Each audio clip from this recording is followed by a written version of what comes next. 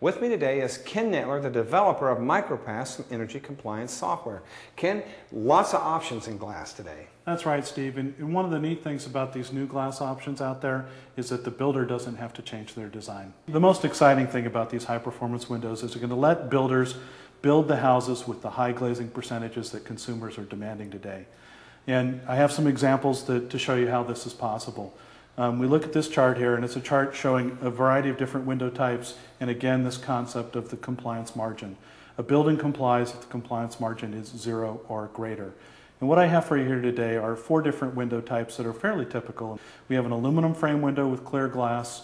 We have an aluminum frame window with the low solar gain, low E glass. We have a vinyl or wood frame window with clear glass and a vinyl or wood frame window with low solar gain, low E. And when you look at this bar chart, you can see fairly striking different results. This is an example in climate zone 13, so it has a significant heating and a significant cooling load. And we're looking at a building where has a lot of west-facing glass. The front of the building faces east, and typically in our construction today, a lot of the windows face the back of the house. So in this particular example, the aluminum window with clear glass has a compliance margin of -8, considerably outside of compliance. Keeping that same window frame, but going to the low solar gain, low E, turns the compliance margin down to something like -2. But the exciting thing for the builder, if you get over there in the 4th column where you have a vinyl or wood frame window with the low solar gain, low E, we see that the building's in compliance by about 2.5. So by going to the high performance window, you can build the building in the orientation that makes sense for a given lot. We can keep the glazing percentages or the glazing areas at the higher levels that today's home buyers are demanding. Are these windows becoming popular?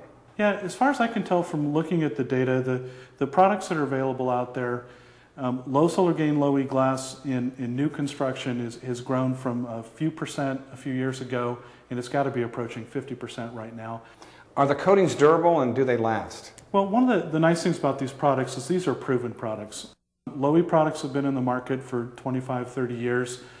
Most of the technology was initially found market acceptance in the northern climates, but literally millions of windows has been put in with these low E products. In fact, nationwide, something like 45% of the windows have low E glass. So if it's properly installed in an insulated glass unit, it's going to be durable. Not all low E coatings perform the same. That's right. There are really 2 major categories of low E coatings available in the marketplace. The first one is the low solar gain, low E that I've already mentioned. This product is important because it cuts solar heat gain. If you cut solar heat gain, you cut cooling loads. The second type of low E product that's available in the market is called a high solar low E product. This product's typified by having a high solar heat gain, which makes it a little more appropriate maybe if you're in a heating climate, whereas the low solar gain products are going to be the appropriate product pretty much anywhere cooling equipment's installed. Now, one of the key questions always comes, how do you tell which one you're getting? And we have here an NFRC label. This is the National Fenestration Rating Council label. And on it has the performance factors. And the key one to decide whether you're getting a high solar gain or a low solar gain window is to look at that solar heat gain coefficient. And the rough rule of thumb is if you have a solar heat gain coefficient of 0.4 or less, you're getting a low solar gain product. And again, that's going to be appropriate in most cooling climates. Ken, thanks for being here. Thank you.